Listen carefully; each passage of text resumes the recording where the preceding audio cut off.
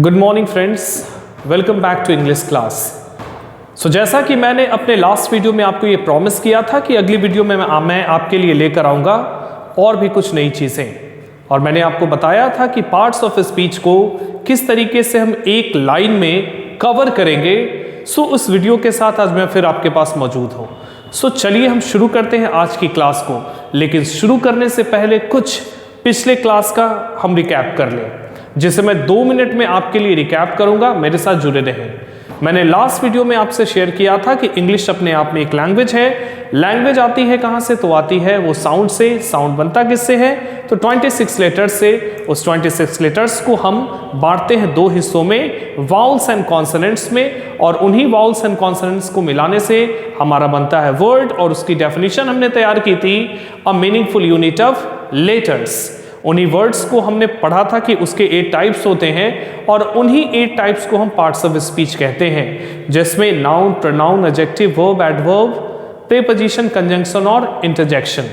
इतनी बातें हमने लास्ट क्लासेस में सीखी थी, और मैंने कहा था कि नेक्स्ट वीडियो में मैं आपके साथ जुड़ूंगा 1 लाइन डेफिनेशन के साथ, जहां पे पार्ट्स ऑफ स्पीच के उस 8 टाइप्स को हम लोग बारी बारी से सीखेंगे। तो चलिए आज की क्लास की शुरुआत करते हैं पार्ट्स ऑफ स्पीच के साथ।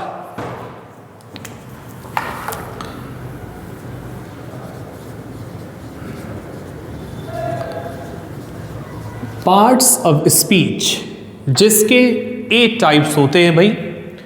1 लाइन डेफिनेशन के साथ मैं आपको बताने की कोशिश करूंगा पार्ट्स ऑफ स्पीच को। सबसे पहला हमारा है नाउन। नाउन, ये शब्द शायद आपके लिए बिल्कुल नया नहीं होगा, लेकिन मैं इसमें एक चीज आपको आज बताऊंगा, शायद वो आपको नया लगे। इस वर्ड अगर नाउन के ओरिजिन की बात कर लें, तो इस नाउन का ओरिजिन अपने आप में क्या है? वो है नोमेन।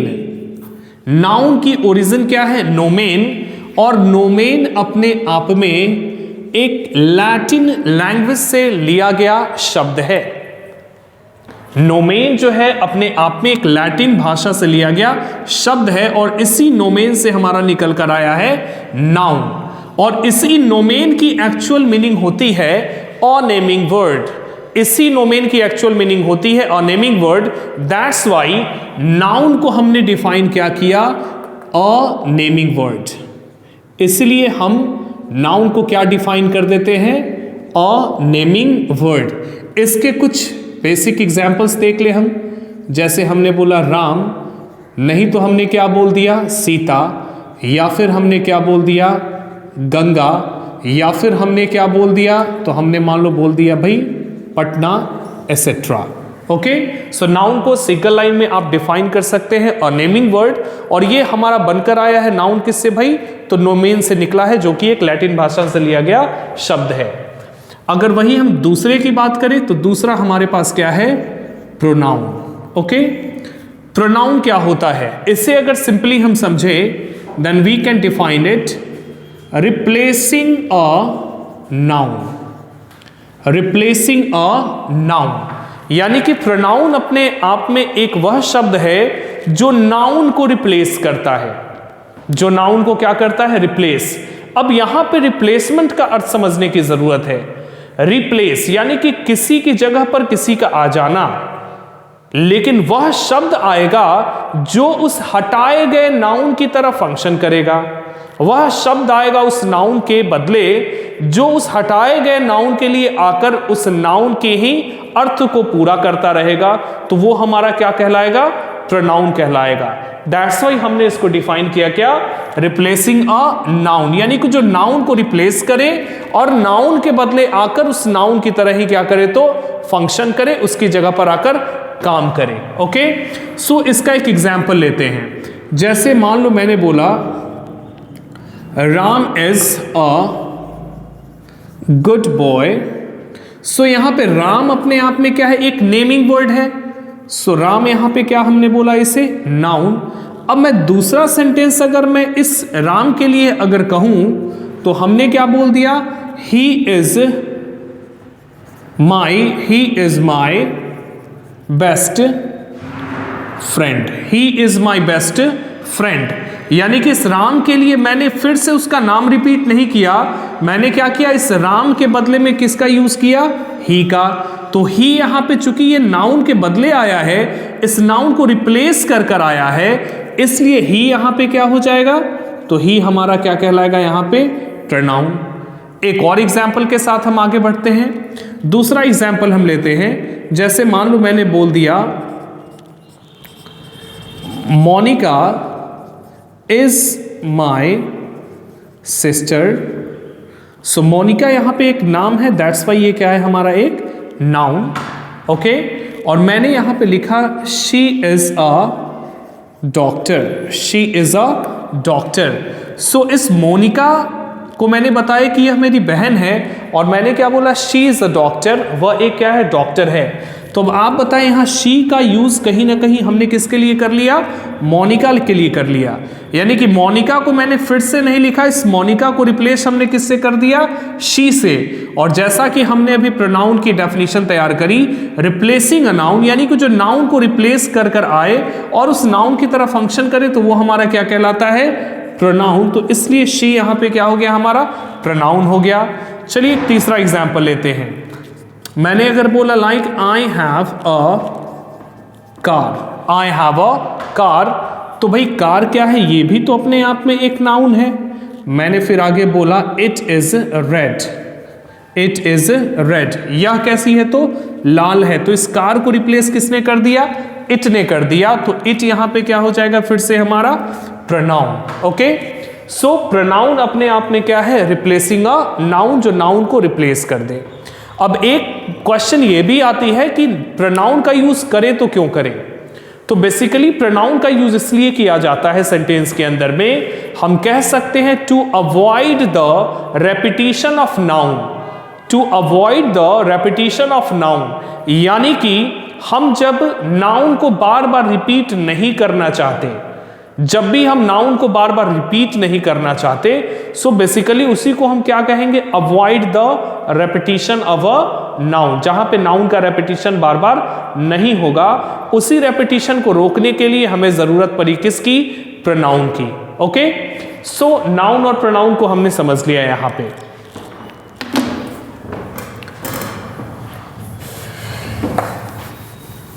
अब हमारा तीसरा जो पार्ट्स ऑफ स्पीच है, उसे हम बेसिक लेवल पे समझते हैं। तीसरा और बहुत important,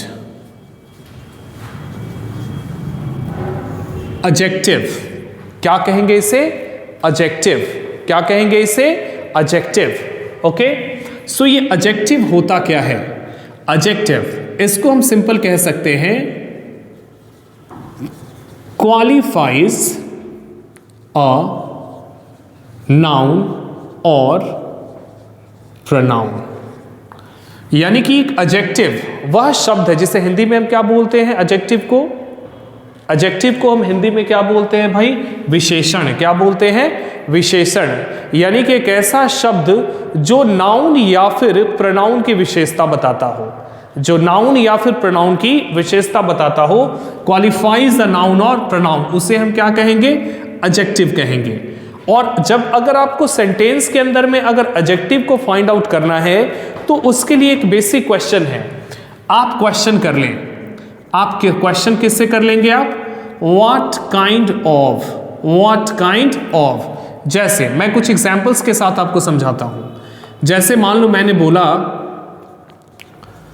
Tom is a brave man, Tom is a brave man. मैंने क्वेश्चन करा what kind of man Tom is, Tom कैसा आदमी है भाई, तो आपने आंसर करा ब्रेव। तो भाई व्हाट काइंड ऑफ का आंसर क्या आया निकल कर, ब्रेव। तो ब्रेव क्या हो जाएगा यहां पे, ब्रेव हो जाएगा यहां पे क्या, एडजेक्टिव। ब्रेव क्या हो जाएगा हमारा यहां पे, एडजेक्टिव, ओके। फिर दूसरी एग्जांपल अगर मैं ले लूं, लाइक जैसे मान लो मैंने बोला Meenakshi is beautiful, Meenakshi is beautiful. So मैंने पूछा what kind of girl Meenakshi is, तो आप क्या कहेंगे, ब्यूटिफुल। सो ब्यूटिफुल यहां पे फिर क्या हो जाएगा, ब्यूटिफुल इस नाउन को क्वालिफाई कर दिया, तो यहां पे फिर ये क्या हो जाएगा हमारा एडजेक्टिव हो जाएगा। ओके, कोई दिक्कत इसमें? होपफुली ये बात आपको समझ में आ गई कि एडजेक्टिव क्या है भाई, तो वो क्वालिफाई करता है किसको, नाउन या फिर प्रोनाउन को। और अगर एडजेक्टिव को आपको फाइंड आउट करना है सेंटेंस के अंदर में, तो आप सिंपल क्या कर सकते हैं, एक बेसिक क्वेश्चन है व्हाट काइंड ऑफ, उसको पूछकर आप उसमें से एडजेक्टिव को फाइंड आउट कर सकते हैं। नेक्स्ट पार्ट्स ऑफ स्पीच हमारे पास है वर्ब। ये जो वर्ब है ये बना है किससे, वर्बम से। किससे बना है ये, वर्बम से। और ये भी अपने आप में लैटिन लैंग्वेज से लिया गया शब्द है। और वर्ब एक्सप्रेस करता है, वर्ब एक्सप्रेस करता है, क्या करता है, एक्सप्रेसेस एन एक्शन, या फिर हम कहें expresses an action. Okay, that's it, an action, या फिर हम कह लें अ पजेशन। ध्यान देंगे मैं इसको क्या बोल रहा हूं, पजेशन। लोग इसे बोल देते हैं अक्सर पोसेशन, तो पोसेशन नहीं बोलेंगे, इसे क्या बोलेंगे, पजेशन। या फिर हम कह लें अ स्टेट, और अ स्टेट ऑफ बीइंग, यानी कि वर्ब अपने आप में एक्सप्रेस करता है, expresses an action, a possession और अ स्टेट ऑफ बीइंग। यानी कि वर्ब अपने आप में बताता है किसी एक्शन को, या फिर बताता है पजेशन, अधिकार को, बिलोंगिंगनेस को, या फिर वो बताता है किसको, स्टेट ऑफ बीइंग को, किसी चीज के अस्तित्व को, किसी चीज की अवस्था को। ओके, चलिए कुछ एग्जांपल्स लेते हैं बारी बारी से। सबसे पहला एग्जांपल हम लेते हैं एक्शन का। एक्शन यानी कि जिससे किसी काम का पता चले। हमने बोल दिया like Hina dances, Hina dances. तो डांसेस यहां पे क्या है, ये अपने बताया एक्शन को अपने आप में, तो ये एक्शन वर्ड अपने आप में क्या कहलाएगा यहां पे, वर्ब। फिर दूसरा एक एग्जांपल लेते हैं हम किसका, पजेशन का। पजेशन, पजेशन अपने आप में बताता है किसको, बिलोंगिंगनेस को। जैसे हमने बोल दिया like I have a radio. So यहां पे हैव का यूज हमने किया किसको बताने के लिए, पजेशन को बताने के लिए। और लास्ट एग्जांपल हम देख लेते हैं किसका, स्टेट ऑफ बीइंग का। लाइक मैंने बोला अगर like iron is hard, iron is hard, तो इस एग्जाम्पल के अंदर में इज यहां पे क्या बता रहा है, इस आयरन के हार्डनेस को बता रहा है, इसके स्टेट को बता रहा है, that's why state of being. So that's why verb को हम जब भी डिफाइन करेंगे, हम ऐसा बिल्कुल से नहीं बोलेंगे कि एक्शन को रिप्रेजेंट करने वाला ही शब्द अपने आप में सिर्फ वर्ब होगा, वो अधूरी डेफिनेशन हो जाएगी। आपको पूरा कहना होगा कि वर्ब जो है वो अपने आप में एक्सप्रेस करता है, एक्शन को बताता है, एक्शन को बताता है, या फिर वो बताता है किसको, पजेशन को, या फिर वो बताता है किसको, स्टेट ऑफ बीइंग को बताता है। सो होपफुली आपको ये बात भी समझ में आ गई होगी।